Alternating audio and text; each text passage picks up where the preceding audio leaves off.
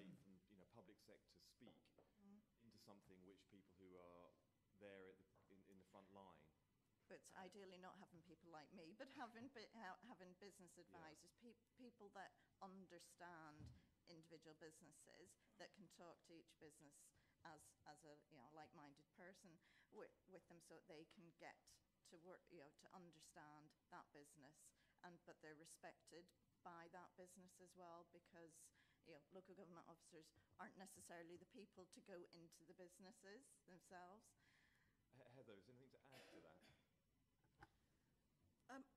I would completely agree. We've got 11,000 business members belonging to Buckinghamshire Business First. That's exactly 1/3 of the total business population. And I don't think there are two businesses that are the same in that lot. And we speak to them very, very regularly. What's really important, and I would echo what Linda's just said, is that we have a place where all businesses can identify with to seek out support. And then the advisors, when they are providing that support, have a plethora of opportunities that they can direct and signpost as is required by that business. But I don't think we should ever stifle their differences. Oh, no. I think it's one of the massive opportunities that we've got. In Buckinghamshire, we've only got 75 businesses in the whole county who've got more than 250 employees. So being the micro capital, bring it on. Fantastic opportunities there. I guess my question, to be more precise, is how do you encourage small businesses to do the kind of capacity building when they're quite hard to reach?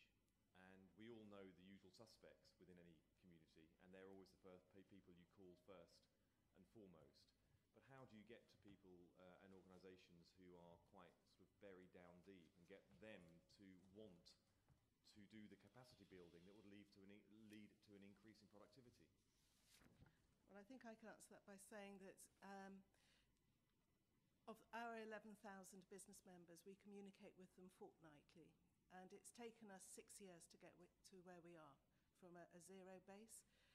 And what we've now got is the businesses helping each other.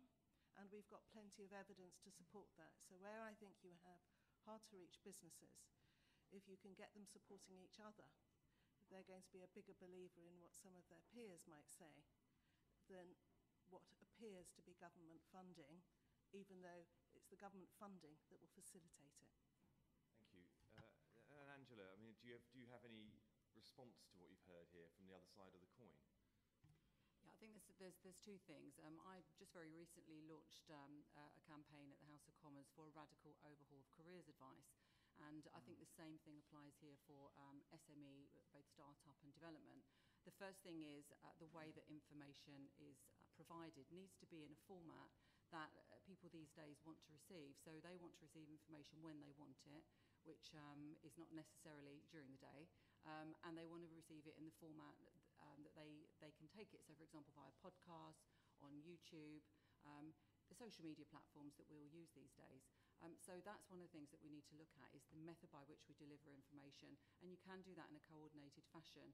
I do believe as well that there is a framework that can apply to every single business, both start-up and scale-up, no matter where they are. And this framework basically touches all parts of a business. The components are growth, innovation, marketing, sales, finance, optimization, your fan base, and trust. And if you look at all of those elements, and obviously you can go very deep into each of those elements, that will enable you to shift a business forward, no matter where it is. And there is a methodology to do that. I personally use it all the time. And I think that's what needs to be made available across the board. Make sense of the world of business. What do we need in this country to maintain our position as a global leader? What are the business opportunities? And then how do we start to, if someone sort of has an inclination towards a business area, such as, yourself, you started a business, then how do they go about that? Well, they need to have growth goals. They need to understand who their client is. Why is that client going to buy from them as opposed to somebody else? And so on and so forth. So there's a series of questions within that framework they can start to answer that will enable them to put together a business plan, and then after that sort of implement in each of those areas. Thank you. We need to move on, and our next question is from Albert Owen. Thank you, Chair. Mine is specifically to Heather and Linda, and following on what the Chair asked earlier about what government can do. It's produced its industrial strategy, and there's a great emphasis on how it can help and support small business in productivity. What do you think the government should do? Is the information accessible? We just heard from Angela on that. And, what advice do you have for the government? Because our main remit is to scrutinise the government, and they'll be coming in front of us, so it'll be useful to what ideas have you got, whether they're having an impact now and what they should do to have a greater impact on productivity. I think one of the things for me is around continuity of activity. We jump from one initiative to another, and it is very confusing. I think we need a period of stability for businesses, and in very uncertain times, and they need to understand what is available. Not all businesses will realistically be able to improve their productivity, and I think it's how we can identify those that have got the opportunity and ability, or could have the ability, and then identify the appropriate support.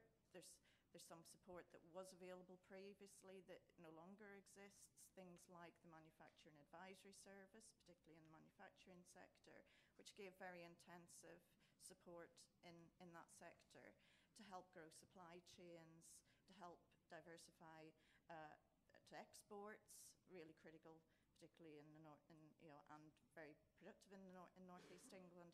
But that will be a big challenge moving forwards as well, as with new opportunities at the same time.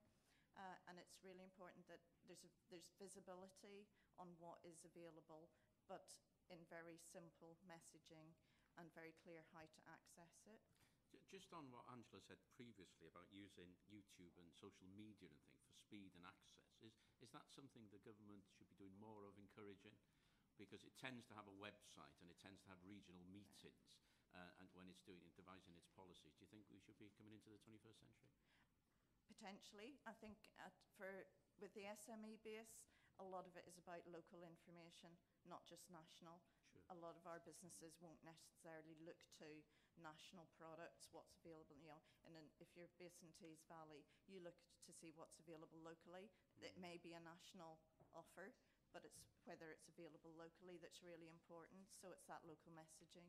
Thank you. And Heather, do you think the government really understands about local business support and regionalism? Because again, it's based predominantly in London, and it's quite London-centric, Whitehall. Do you think it does understand that, and has its policies geared up to spreading wealth across the United Kingdom? Yes and no, I think, if I'm honest. I think the local delivery is imperative, because everything, so different regions are entirely different in character, and I think therefore there needs to be some sort of local hub in order to be able to deliver that. But they ought to be the hub, with the specialisms coming out from that, and working closely with government. So I think the current arrangement of the architecture of it is probably in place. But the feast or famine with programmes and what's happening, and that they come and go, I find it extraordinary that I can hold a quarterly meeting with all the national players, Innovate, KTN, the Catapults, HMRC, IP Office, and we get everybody into a room together, and how many programmes or projects have changed. And if we, as advisors and providing the support for business, struggle to keep up with it all, a business can't even begin to go there. And then on top of that, you layer a postcode lottery, and then you've got funding running out, so have you actually got advisors or have you not? Okay. So is your message to government is to build on the success that's already there, Absolutely. rather than creating a new raft of new policies? 100%. Okay, thank you. 100%. That's fine. We're now going to move on to some questions from Antoinette, who's got questions for Angela and Byron, I think. Yes, you both did the 10,000 Small Business Programme from Goldman Sachs. Angela, you've answered this in part already, but what lessons do you think you've learnt from the programme that other SMEs could learn locally or nationally? And to Byron, for our business, I learned several lessons. One of the best modules was about leadership, so I learned about myself as a person, and that the people that I engage with, or us as a business, have to have similar values. That makes life a lot easier. And also, everything around our business has to have similar values. That's our suppliers, our customers, our employees, even local support that we can talk to and we can engage with. They have to have similar values, otherwise it becomes a very long and arduous process. Several other things I learned, things that you need to know when you're running a business. The numbers is quite important, and to also to have a strategy and a growth plan. So we now strategize for the future. We didn't do that before. Up until 4 years ago, we just grew randomly almost, organically. But now we have a strategy. So we have a 5-year growth plan to go to 25 million with all the strategic partners and people and funding in place. So that's one of the major things that we learned from the Goldman Sachs programme, and also to network with similar aspirational business owners like Angela that we can feed off as well. Do you have anything to add, Angela? I mean, obviously, I'd echo what Byron said there with regard to having clear growth goals. I mean, it does sound strange, but so many businesses, myself included, can run a business for a long time. And if you're asked, you know, well, what are your growth goals, not really have a very clear answer. So if you don't know where you're going, that cliche is true. You know, you don't get there. But one of the things that I really do want to emphasise is the importance of providing aspiration to, you know, and inspiration to business owners. You know, so Byron explained that he got on a plane and went to China. A lot of business owners won't do that because they're full of fear about you know, the wasted time, what's going to happen while they're not there. Is it actually worth it? And you know, when you actually look at achievement, the theory says that 80% of it is about your mindset and only 20% is strategies. And we have a plethora of strategies and programs and opportunities, you know, within this country. But if you go to America, it's nothing but aspirational stuff on the TV. If you look at some of the motivational speakers on social media, Gary Vaynerchuk, Tony Robbins, they have a huge UK following of business owners who are desperately seeking that sort of motivation, because it can really wear you down as a business owner. No matter how, you know, you tend to be the sort of person that is quite hard on yourself, and no matter how much growth you see, it's still not good enough. And so, you know, you need that that sort of drive and that energy, and you need someone to help you with that. So I think that we could do a lot more work in the UK on that, and sort of just build this picture of what's possible for business owners, and keep them going through tough times. Byron, you spoke earlier about support that you'd received from UK TI. In terms of, was that the only support that was available for you in terms of exporting your products? And what difference did it make to your productivity and turnover? And the same to Angela, if it's relevant. Yeah, with UKTI, or DIT as it's now affectionately known, we received a lot of support, a lot of guidance, because I lived in Denmark for 4 years, so I made a lot of international contacts while I was there. And what UKTI did, rather than say this is how you do it, they said, when you do it, we're here to support you and to give us some guidance. So we used the OMIS structure, the Overseas Market Introduction Service, and it worked really well for us. We've also engaged with Innovate UK, so our product prevents microorganisms growing. I'm from a council estate, and I had problems as a child with asthmatic conditions due to mould. So we worked with Innovate UK, and we developed a version for plaster for lower socio-economic groups, and that was partly funded with Innovate, and we wouldn't have been able to do it without them. So we've had a lot of support, which we're really grateful for. And in addition to the Goldman Sachs programme, I've actually just completed a leadership programme with the CBI. They run a 6-month programme for primarily actually C-suite people of FTSE 100 companies. You know, I just thought, well, I'll apply and see, and actually got accepted onto it because the thing with you know, that we offer in our business is relevant to those individuals, and it gave the opportunity to network with people who are running much larger businesses who have a sort of a different mindset really, and they took us to you know, Westminster, to Washington, to Brussels, and you know, learned some really great things and built a really great sort of peer group as well. So more things like that, to let small business owners have access to sort of the bigger picture, I think really, really helps. It certainly did for me. For all of you, how developed are local networks and collaboration in your area between SMEs, local government and universities, and how important is that for sharing lessons, best practice and exploiting innovation? I don't mind going first on that one. we engage with, I did the Goldman Sachs program at Aston, so now we collaborate with Aston on research projects. The plaster and also a version for metal was one. We collaborated with the University of Leicester also initially when we developed our product. So we're quite used to working with universities, and we see the value of using those university brains, those high-level university brains, to do the research for our product. So it's crucial for us. I think it's a lot easier than most people imagine, and I quite regularly talk to other business owners to say you can turn up at your local university, talk to a business engagement manager, and work together. They do make it quite easy, but that message needs to be out there, I think, in the public domain for the SME network. Yeah, I would just say I've worked extensively in Oxfordshire and separately in Buckinghamshire, and the two counties right next to each other, and they're entirely different with the businesses and how they work or don't work with the universities in Oxfordshire and don't nearly as much in Buckinghamshire. It's quite extraordinary. So I think it is down to the local area and the businesses in Oxfordshire, where there are many R&D companies, science-based, so they naturally have a gravitation to the universities, the local universities in Buckinghamshire, less so, and it's not perceived in Buckinghamshire that the universities can actually put on services for the business.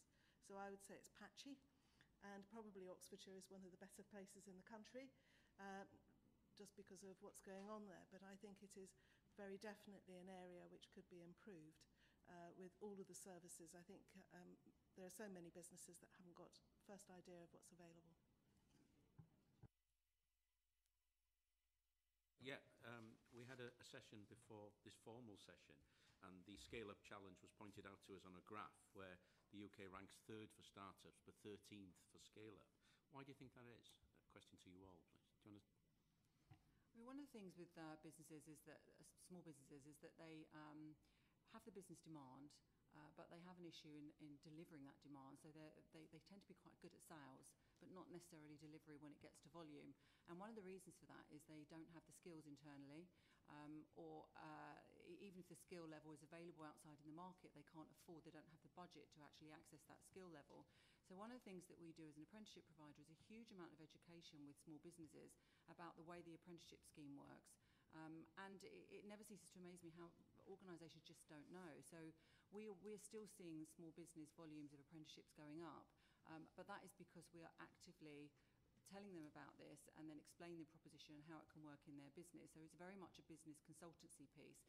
And so this is one of the reasons is that they have the demand, but they just are not equipped to be able to deliver to it.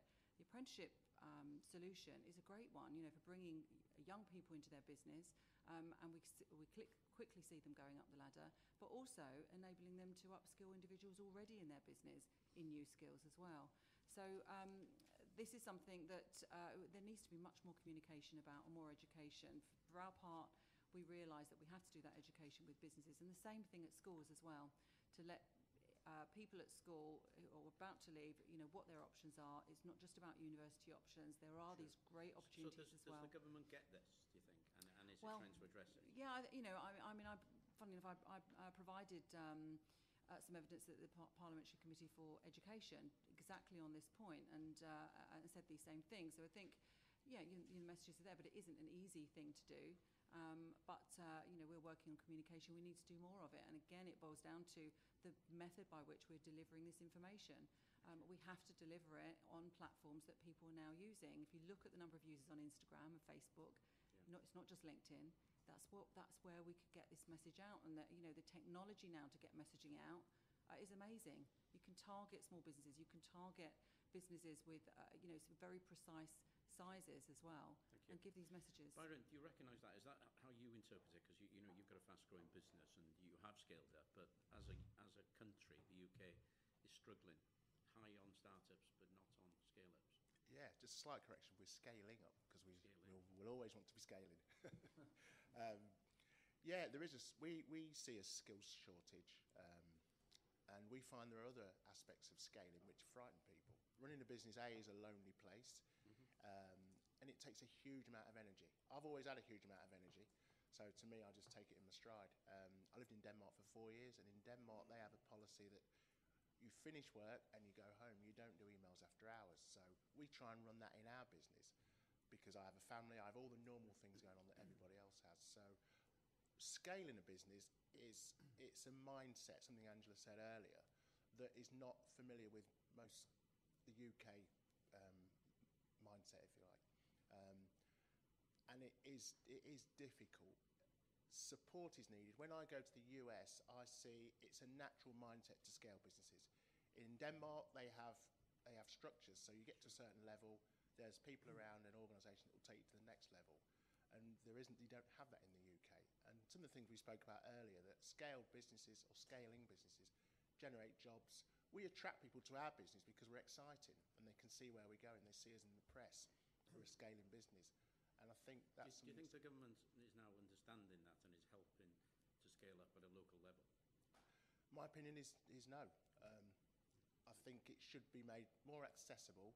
The definition that we spoke about for a scaling business earlier, the 20% growth in employees and turnover, I think should be identified. Those businesses should be you should seek those businesses out and support them to grow in the future. Linda, you were agreeing with Byron then. Do you want to? Yes. Government's solution at the moment is growth hubs. In Tees Valley, the growth hub gets around £260,000 per year to deliver a service to all of our SMEs in Tees Valley. I said before, over 80% of those are micro businesses.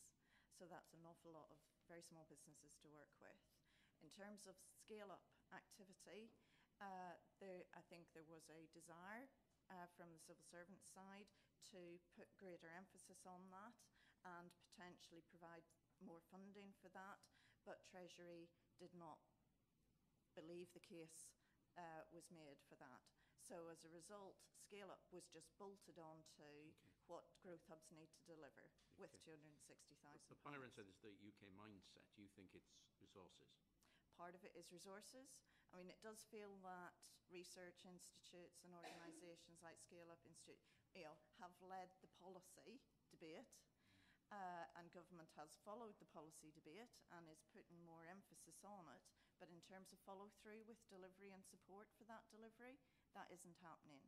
So we're totally reliant on, at the moment, we've got £13 million of European funding going into our growth hub, because our growth hub wouldn't be able to deliver the services necessary without that. Okay, thank you. Heather, do you have anything to add? Not particularly, other than to say that it's a combination of aspiration and support. In Buckinghamshire, there are many, many businesses that frankly do not want to grow. They've set themselves up as a small business, and if you said, we're here to help support you scale up, they'd probably run a mile, frankly. They're quite happy where they are, and it's about, the trick is to separate those companies so that you're supporting them to keep in steady state, and creating an aspiration in others that really do want to be able to grow.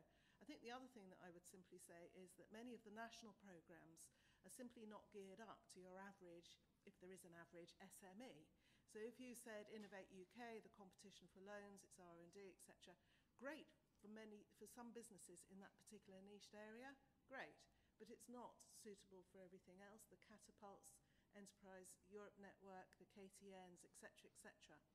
There are thousands of businesses that simply does not cover. Okay.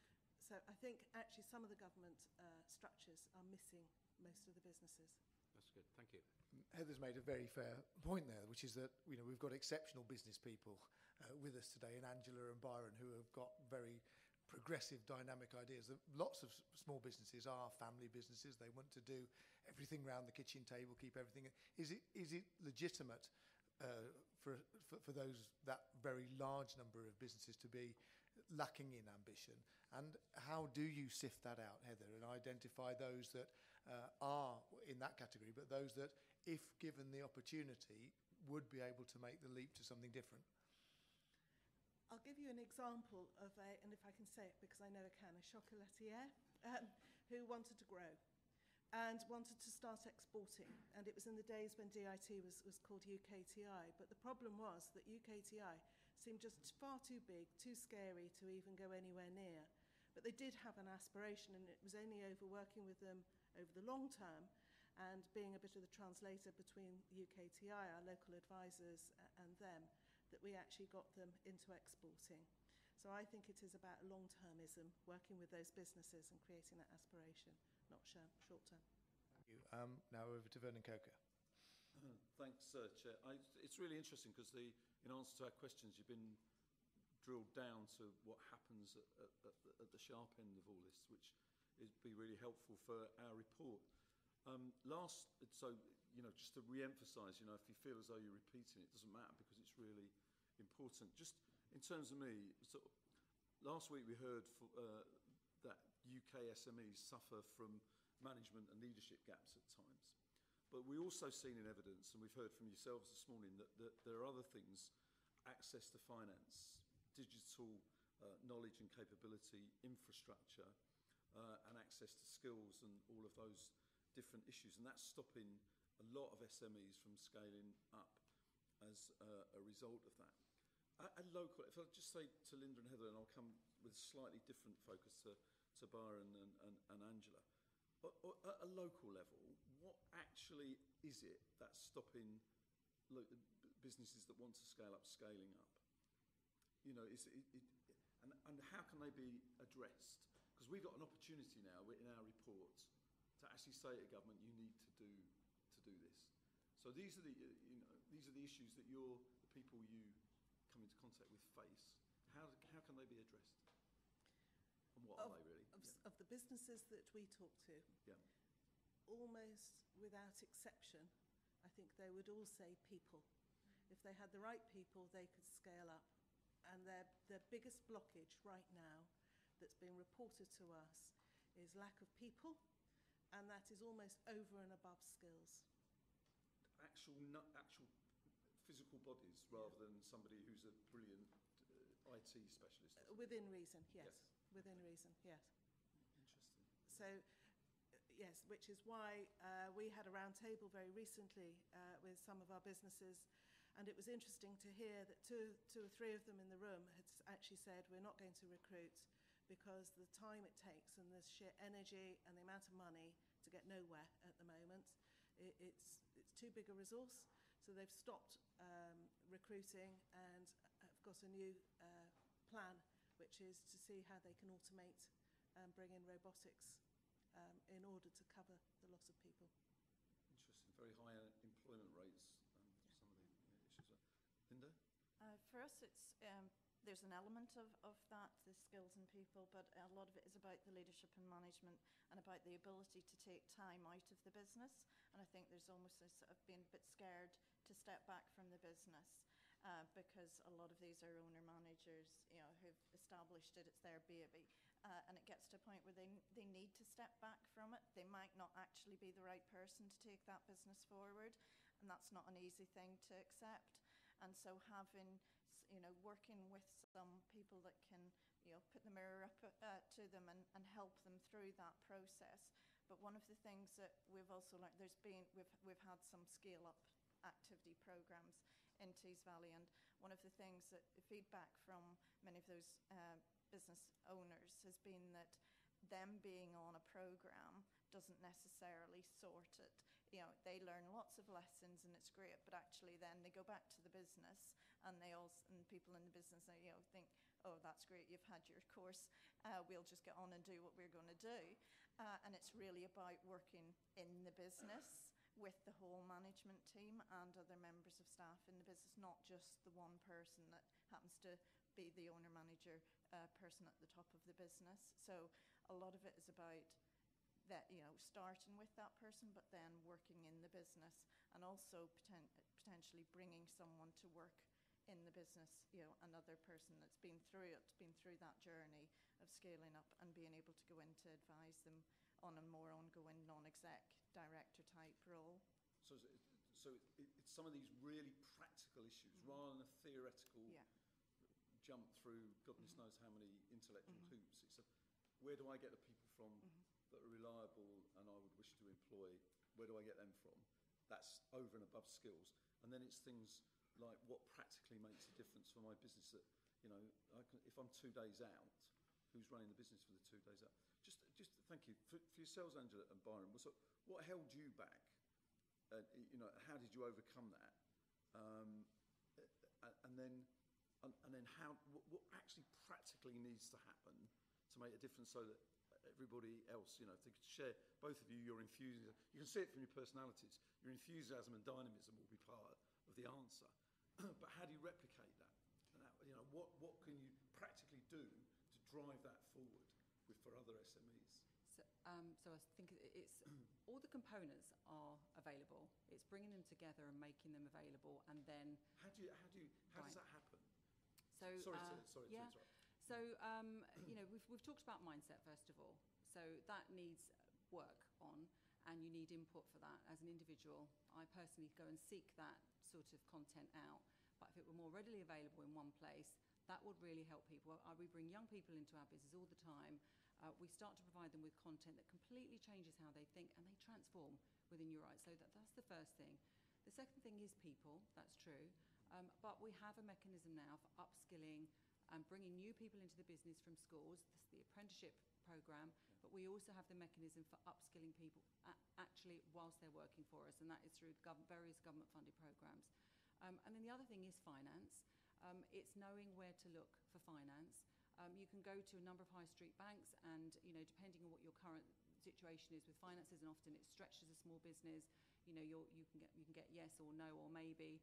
It's not easy, and I think all of these things, but you can get it. You know, so I think that if these things are brought together in a single platform, and combined with the motivational stuff behind that enables you as a business owner to have the drive and to keep on, because it's not easy. You know, but there are basic components really that need to be addressed. All of these different programs do work, but business owners can't find them, or if they can find them, it's a maze. And but if they can find them, do they have the drive and commitment to go through with them? You know, it's hard work. And so if we can bring that all together on one single platform, make sense of the world of business, and say, okay, here's your mindset stuff. You need to do this, this, this, and this. Here's how the access to young people from school. This is how upskilling works. Here's access to finance. Now, I was at an event where an MP was actually, a minister was actually talking about a new initiative for financing of small businesses. And I had a C-level person sitting next to me of one of the big high street banks who actually said to me, I don't even know about that. He was actually emailing his team whilst we were listening to it. It strikes me just on that. I mean, the British Business Bank have done a survey, and there's 100,000 SMEs have had their loan application turned down. Yeah. I mean, it strikes me a directive to get all the chief execs of the big banks in and say, Yes. we bailed you out. Why don't you help small business a bit more than you do? Absolutely. Would actually do much more than a load of initiatives. But It can be that's very, another matter. very frustrating, and you have to just Sorry, keep one on. more You to have to Byron. keep. You have to keep on at it, basically. Thank you very much, Byron. I'll make this concise as always. A couple of things we do is we get asked, or I get asked quite often, to talk to smaller businesses to inspire them, because people say to me, Byron, look what you're doing, look what you've done. Can you feed that to some smaller businesses to give them inspiration? And it's amazing because we don't see what we're doing. We just think we're running a business and we're paying everybody and everybody's happy. But other smaller businesses look up to you in a way that you would never imagine. And conversely, then when we mix with people, or I mix with people through mainly the programme, the Goldman Sachs programme, it's a similar thing but on a higher level. So it's surrounding yourself with people that are similarly inspirational. And also internally in our business, we can now attract good people. We can pay well above market rates. We're in a fortunate position to do that. It is extremely difficult. And one of the comments that I hear quite often, which I can't qualify, is people around me say, if your business was in London, your scale, your growth plan would happen in half the time, because you'd have a constant stream of good people, which we don't have. We're in Leicester, by the way. Thank you, Byron, and thank you, everybody. We need to bring this to a close, but there's some very interesting points by Byron there about the regional difference, and also from Heather about a shortage of people driving a route to automation and robotics, because one of the things we're interested in is about how small businesses become more productive, how we raise productivity. And what you're saying to us is that it's having to happen because of the lack of people availability. So maybe that's something, both of those points and the regional difference that Byron's drawn attention to are things we can take up with our second panel. So thank you very much for giving us the time to come and join us this morning. Thank you very much.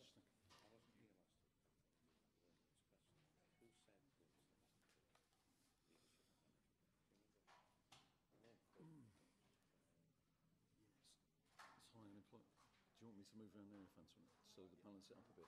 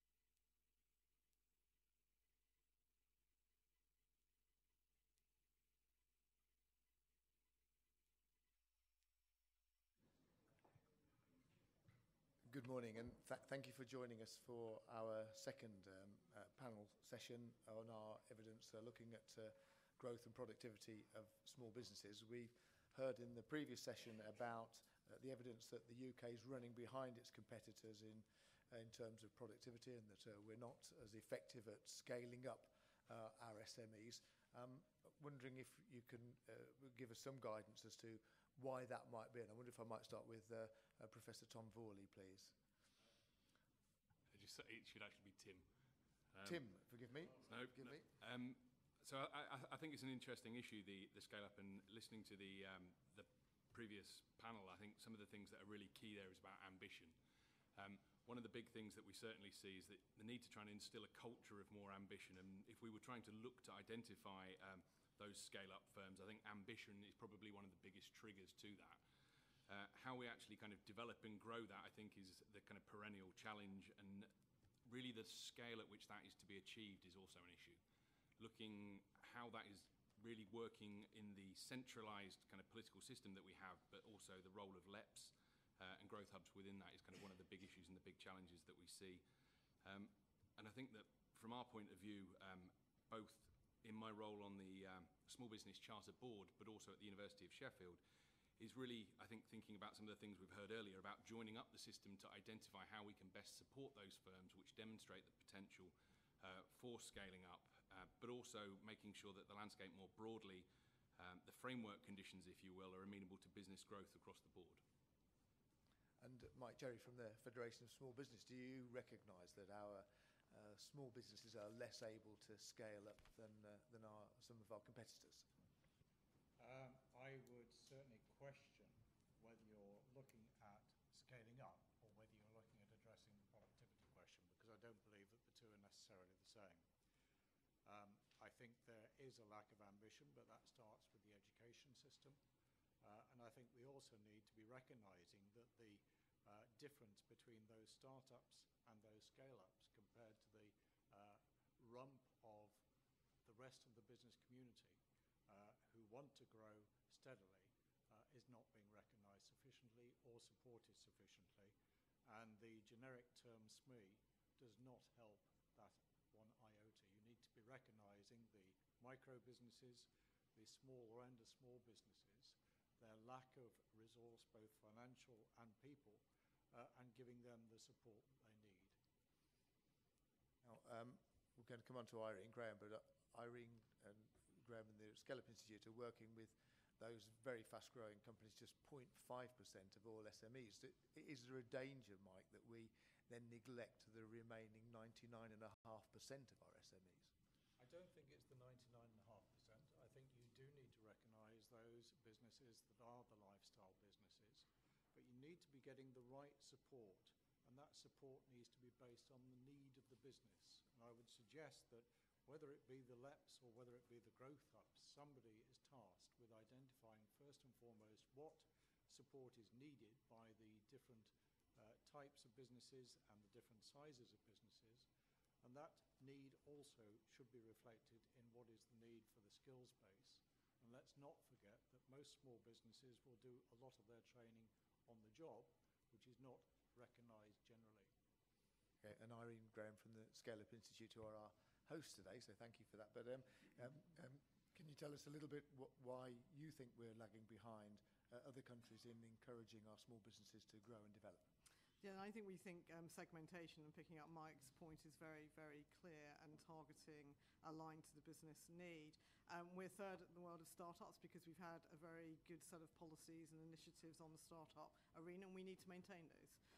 In terms of the scale-up agenda, we see businesses that are scaling, and you heard some of the challenges earlier, are in accessing the right talent, building the leadership capacity, getting into the right markets, whether that be corporate procurement, government procurement, or international markets, finance and risk capital particularly, and infrastructure.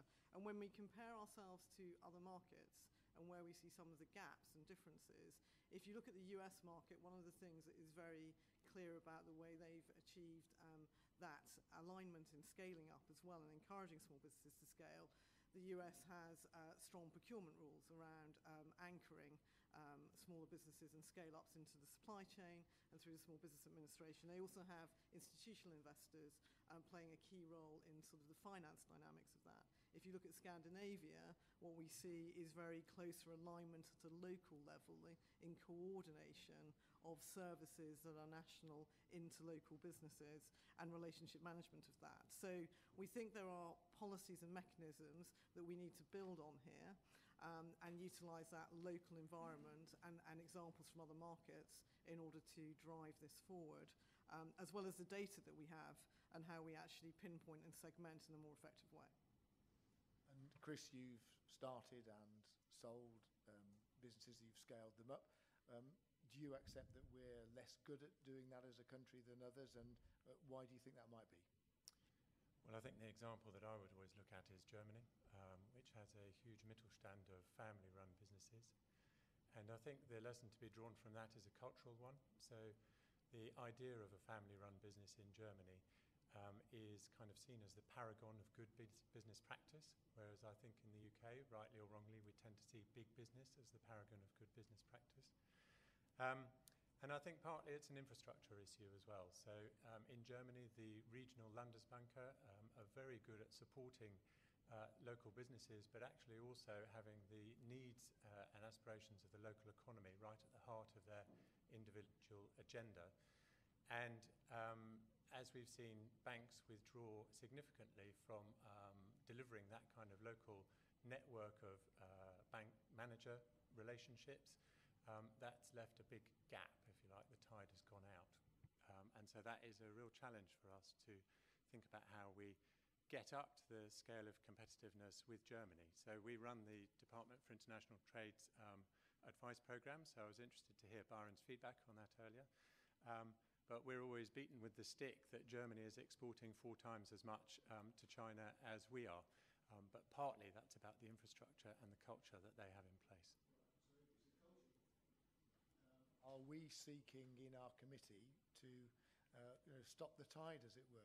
If it's a cultural thing, that's the way we are, and we've just got to accept it. No, I think it's about having a consistency of national strategy that is then delivered locally through some of the excellent work that we've heard about today. But from my perspective, we see insufficient attention given to a national strategy and then having that delivered locally. Thank you. Our next question's from Peter Kyle. Thank you again, Chair. Irene, thanks again for allowing us to use your facilities. They're absolutely amazing. It's been brilliant to visit here. from your experience, how do we get through to all SMEs that need to upscale rather than just those who are easy to reach? You know, do we use a differentiated approach, a segmented approach, you know, a sectoral approach? You know, how can we drive deeper down into those groups of people who are just hard to get through to? I mean, I think, as we've heard from the earlier panel, I think segmentation is absolutely vital, and how we use data to drive that and knowledge locally to drive that is absolutely key. So one of the things we're very focused on at the moment with government is, whilst we have Companies House data available, that doesn't cover all SMEs. Many don't actually file at Companies House or indeed scale-ups. So we're looking at how that data that HMRC hold in VAT and NI records can be better harnessed and businesses communicated with to connect them into local services that are available through growth hubs and also the private sector. And we think that use of data is absolutely critical to get better at targeting, segmenting, reaching through digital channels as well as local face-to-face channels. And we think that's absolutely vital. We heard from the previous panel that there was some data that people couldn't get their hands on. Is there any data that government should be releasing that they're not, in your view? That we I think there is a use of harnessing data that businesses file in VAT and NI records through HMRC and harnessing that better in its use across government at a local level. We're encouraged by the fact HMRC is starting to analyse that data with their colleagues and looking at how they can reach out to businesses in a more proactive way. And I think that's a really critical aspect that we need to look at and build on, and how that connects back into the local areas, as well as how ONS data can be used better.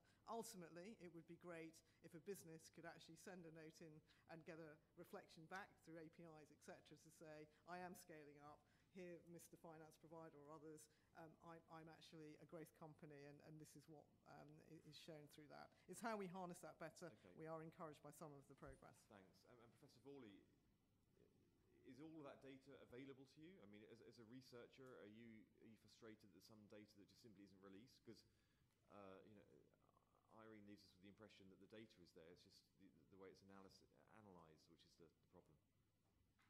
I think the availability of data in the UK has been an issue, and it is improving. Certainly some of my colleagues through the Productivity Insights Network are working with ONS, and we know that better data is coming, and that will certainly aid the points that Irene makes about being able to kind of segment. I think really it is that kind of ability to kind of identify that data need on a more micro and disaggregated level. So if we look at some of our kind of Scandinavian counterparts, the ability to kind of drill down in the data then allows us to kind of really try and distill where we might be able to segment regionally, but also individuals, firms and sectors. But is there anything that you can do with the data when you've got it that we're not doing now? I mean, are there doors that we can knock on that we're not knocking? You know, will we know people who are not active in the market, or you know, the development market, the scale-up market? Well, like I say, I mean, the colleagues, certainly at some of the business data government research centres funded by UKRI, would be able to kind of identify and drill down those and really kind of be able to target some of that better. So yes would be the answer. Mike? I think you have got an issue here around communications, which aligns with data to some extent, but it comes back down to having consistency of offer and consistency of support. If that is there, and Chris has highlighted Germany as an issue, you have always known what is available if you are an exporter in Germany. It's always been there, consistency. The support has always been there for you. Back here in the UK, we have had successive governments providing initiative after initiative after initiative, and you see this in education as well, which I touched on earlier. If there was consistency of offer, you wouldn't need to be focusing so much on collating new data or not having the data that you want. You'd actually have it there, and businesses would know where to go to get it. And I think we need to get away from initiatives and get into medium-term support that is benefiting business over a consistent period. Can I just add one point to give an example? I think if you have the right data, you can actually use of data, you can actually reach into a business that's already exporting and then say, actually, very highly likely they want to export more, and they want to export to more markets. So you can align, by that knowledge and that knowledge that's held centrally, you can start to align DIT resources even more effectively to... It may not. It may being much more proactive in relation to reaching out to the business in a bespoke way based on the knowledge of their growth and their aspirations, and connecting that into the local environment to be able to do that in a more effective way. And that is what is not occurring in the best possible way today. Regional differences, because we heard in the last session about how a shortage of people was leading some small businesses to invest in robotics that they might not otherwise have invested in. That strikes me as a pretty overheating London and the South East thing, and something that's not likely to be replicated elsewhere around the country. But your organisation, Mike, covers the country as a whole. How do you see the regional variation between businesses that want to grow and their ability to do so? Show that around a third of our members have trouble with finding people with the right skills. And I think that the point that was being made was not skills, it was just finding people was the issue. It is people, to be quite frank, with the right attitude, who are prepared to come along to engage with the business and be trained by that business. And I think this is where we need to be getting small businesses much more alone with schools. We need to be inspiring our young people either to look at their smaller businesses as a means of employment, but also inspiring them to look at self-employment perhaps as a route for their future path. And that leads us neatly, I think, onto Vernon Coker's question. It's really interesting what you've just been saying, Mike, but let's try and roll all of this up. This plethora of initiatives all over the place to try and improve productivity, and yet many SMEs are either unaware of them or choose not to use them. We know, for example, just a couple of facts that I saw, that the Institute of Directors found only 21% of members surveyed were aware of support offered by the British Business Bank. Only half recognised support, such as start-up loans. So we've got all this out there. Why is the government failing to get its message across? What's the problem, and how do we do something about delivering that more joined upness locally? Everyone talks about it, so how are we actually going to do it? Because I absolutely agree with what you've just said, Mike. There's there's lots of initiatives. Half the people don't know about them. The government spends a fortune delivering it. You sometimes think if you actually just wrote a cheque for a few people, you'd actually have more effect and actually save a load of money at the same time. I'm not being cynical. Don't get me wrong, but it is something that's frustrating, I think. We all know, we accept there's a problem, but how are we going to deal with this? So the government's policies have a real impact, it's more joined up, and we get the message across. That's a huge question, but you understand. Mike, do you want to start with that? And then, I'll obviously have to be quite brief and with that, if you wouldn't mind, sorry.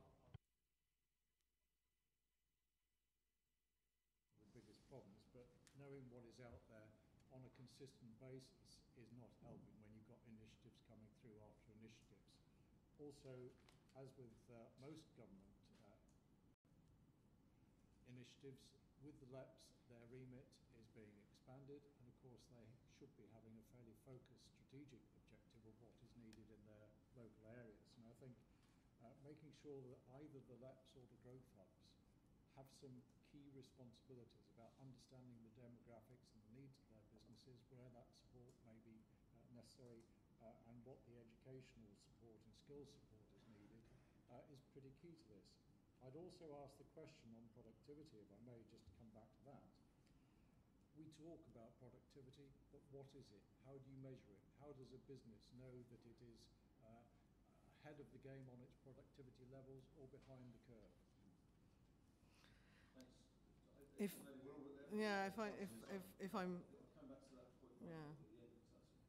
I may add to that as well, I think, as we've heard from the businesses, navigation firstly. So the digital use and digital channels is very vital. Gov.uk is not really that ready for an engagement with businesses. So bringing that digitalisation and other media channels to the fore, what the British Business Bank is doing in an information hub now, bringing finance and growth capital information to the fore. But then how that links into the local environment, we've seen very good models, and it comes back to the earlier point. Growth hubs, build on them and invest in them. Take examples that we see in Denmark about the coordination around what they do and how they do it, and also how that relationship management can be also fostered within them, that we see very successfully working in Scotland. So there are ways in which we should build on what there is today and invest in it, which is going to be critical going forward, and also navigating in a more digitalised way as well.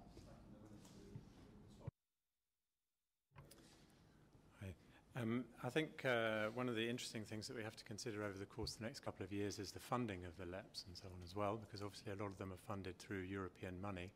And therefore, if one's to be consistent with the industrial strategy, are they necessarily the right mechanic by which one delivers the local advice?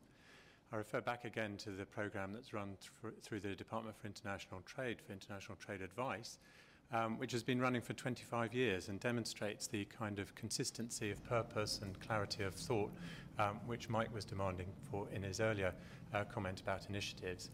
And the good thing about that, whether one can expand it to a wider general business advice, is that it has very deliverable outcomes. You know, we advised 13,000 companies last year and delivered £2 billion worth of extra export sales in the London and South East region alone. And if we can translate that certainty of outcome into the kind of advice network that we would look to put forward, then I think that would be a benefit for us all. I do think that when you take DIT, Innovate UK, Business Bank, in one sense there are a set of products and services, and how you coordinate them through the local area, which is where the Growth Hub bring that together, is vital. That's what Denmark does very well.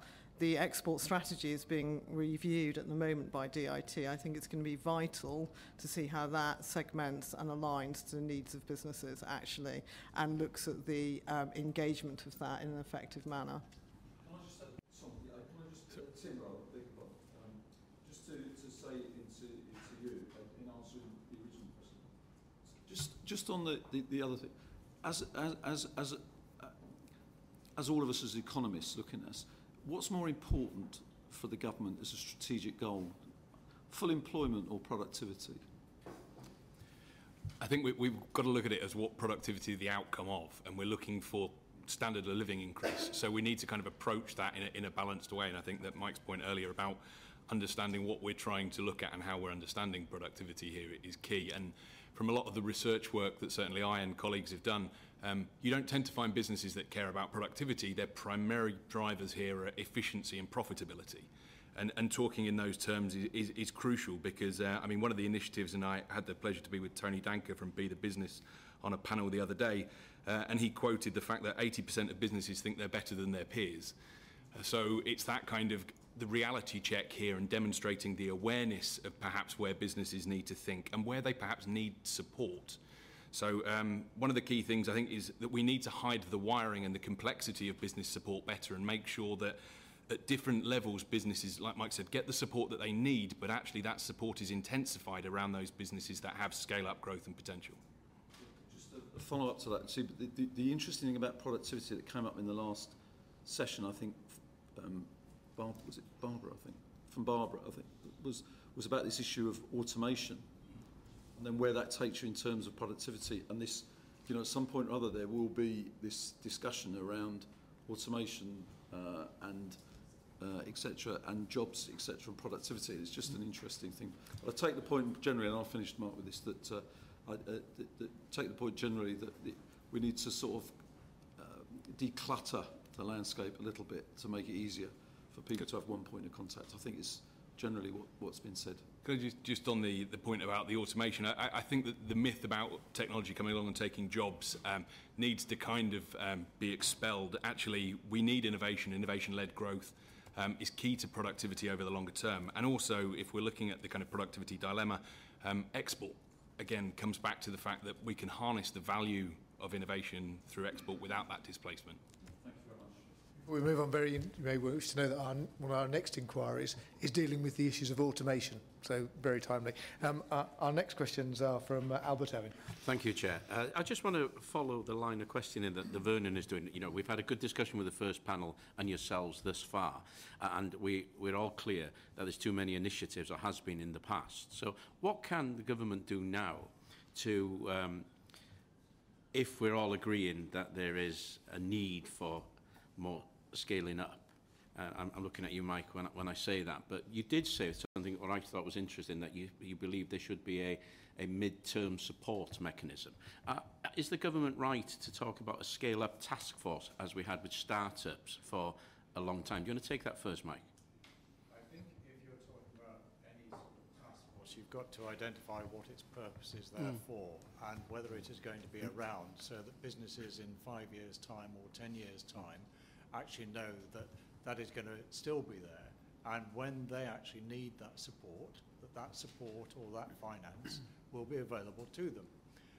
Too many times we have seen support initiatives that have either been time sensitive or pot sensitive, that have gone by the time a business is ready to access it for the benefit of that business. And that is where the medium term strategic thinking, strategic thought and support needs to be put into place, because it is not when politicians or government or civil servants think that that should be available to the business. It is when that business is ready to access it and take advantage of whatever that support may be available to them at a point in time when they're on that growth trajectory.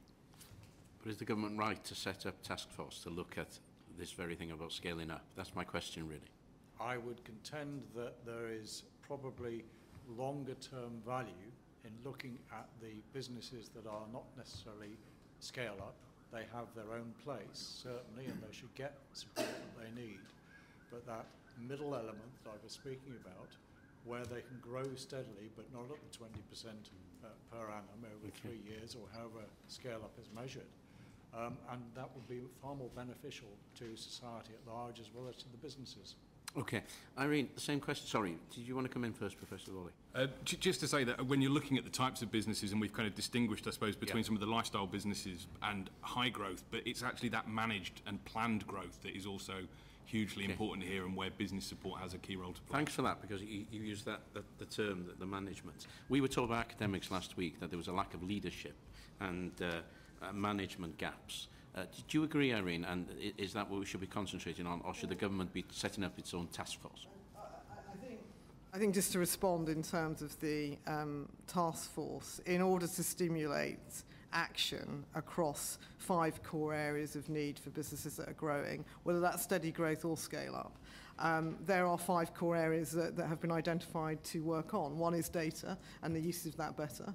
Looking at talent and talent acquisition, looking at procurement, exporting and finance. Now, I think those are all things that actually long-term are needs. You're right, there was a long list. So I think just to be clear, I think a task force putting some focus around what can occur better around the way in which a government interacts on exporting or procurement or drives longer term investment is very key. And I think that's the reason for the task force existing, and looking at embedding that for the long-term and industrial strategies that you would hope successive governments support. Particularly, it's focused on also what happens at a local level in terms of growth hubs and LEPs, which I think all panelists have agreed should have more investment in. So I think that's a very critical aspect.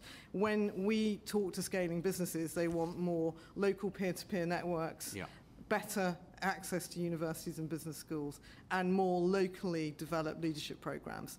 So there is this focus around the leadership and management dynamic, how that can be better accessed locally, and then connected into some of the very good programs that we look at seeing how they operate, like the Goldman Sachs 10,000 Small Business Programme or the Cranfield Business Programme. So how we actually connect that up better and also make that more accessible at a local level, where local universities as well engage in that. No, I appreciate that. And so I think, just want to say, I think it is about about long-term delivery on some what I think are key critical interventions that government are involved in and have been through successive governments. I understand. Chris, on this specifically, though, because previous evidence has shown there's a lack of leadership and management, and there is big gaps there. I understand what Irene's saying about a huge other list, but on this, do you agree there's a lack of leadership and management? Well, when I meet our clients, I certainly don't think that.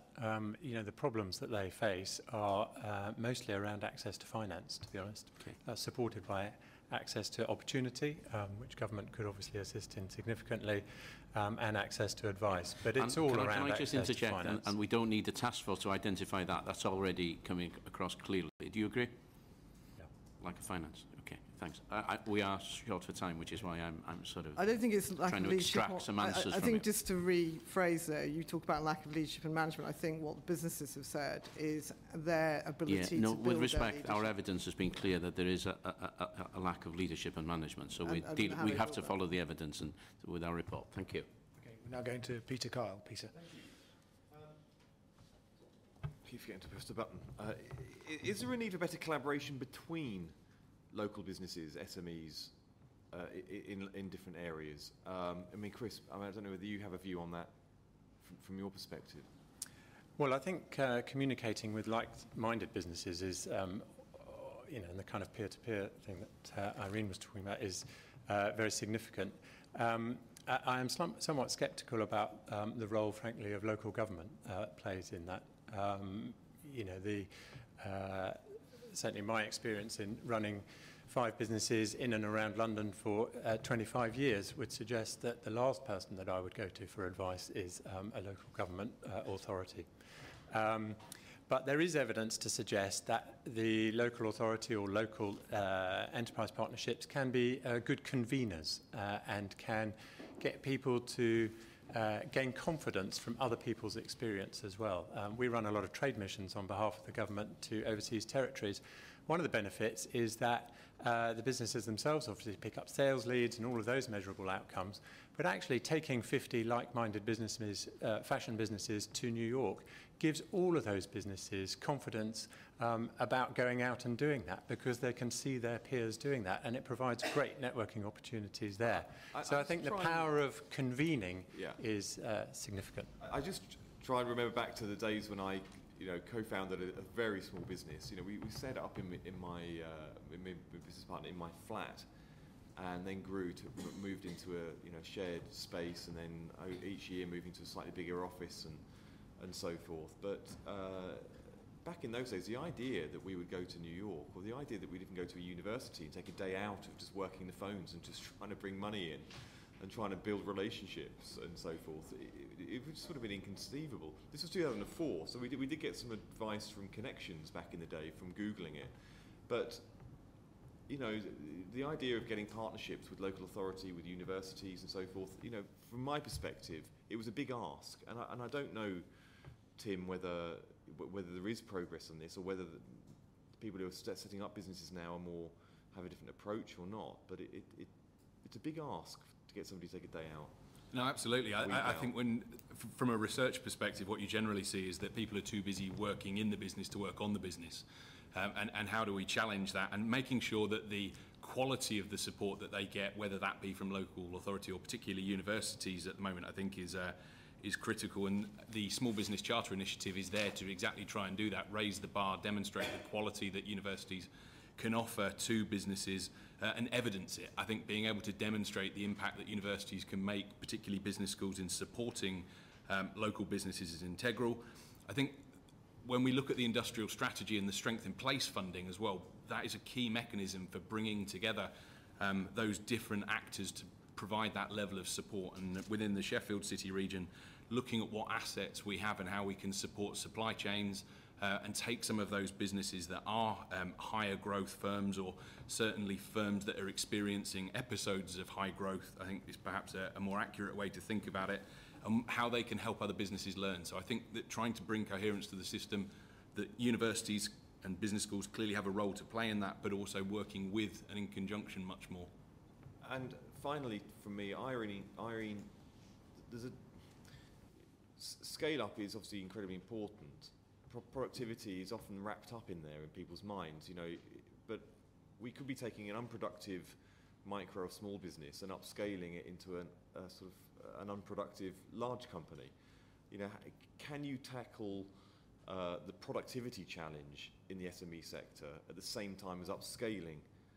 And you know, can the process of upscaling also lead to greater productivity at the same time, or not?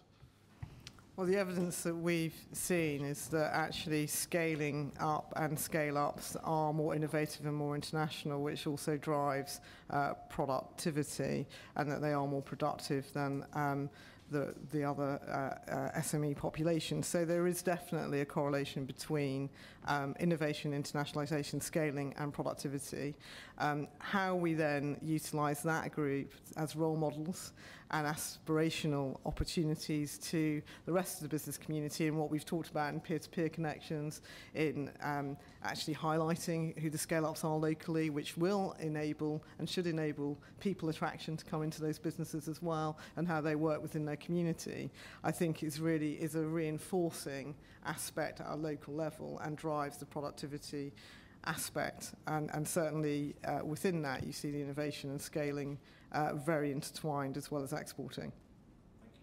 Can I just conclude by asking your views about the way LEPs and the growth hubs within them operate and how effective they are? We've heard some evidence of quite a broad regional variation, and it strikes me that the growth hub is a very service-based facility. So, you know, we may have some, it's like perhaps if you go to a restaurant and there's a great chef on and a great waiter, waitress, you'll get great service. But if that person's not around, it won't be good. So the service you'll get from your growth hub will be as effective as the advisor. How can we raise the bar and get all of them to be, at the same high level as some of them? Well, one of the things we would agree there is differences across localities and regions. One of the things we've sought to do is invest in an education programme for LEPs, growth hubs, bringing universities into that as well, and business schools, and Tim and other of his colleagues have participated, and really giving them a set of tools and examples. Should that be the role of government? Should government be mandating? Because the role of government is to say to LEPs, you come together, you work out your own geography, work out what's best for you, be very local. Are you suggesting that there should be more a national framework? I think that is absolutely something that should evolve. We've given an education programme with help from private and public sector. The next stage of that has to create the right framework, how the LEP framework and the current review looks at that, and the Growth Hub framework as well. One thing that has moved into the direction is to look at how they create a scale-up environment within them as LEPs and Growth Hubs, but that really does need to have further mandating and frameworks around that, and measurement and KPIs around that. And we think that will help also raise the opportunity alongside what's already been said by colleagues, building on what's there, the investment into those entities. Thank you all very much for a really interesting session. I'm afraid we've got to leap onto the tube and taxis and get back to Westminster. But thank you very much for making the facility available to us, Irene, and thank you very much for attending our evidence session. Thank you. Thank you. Order.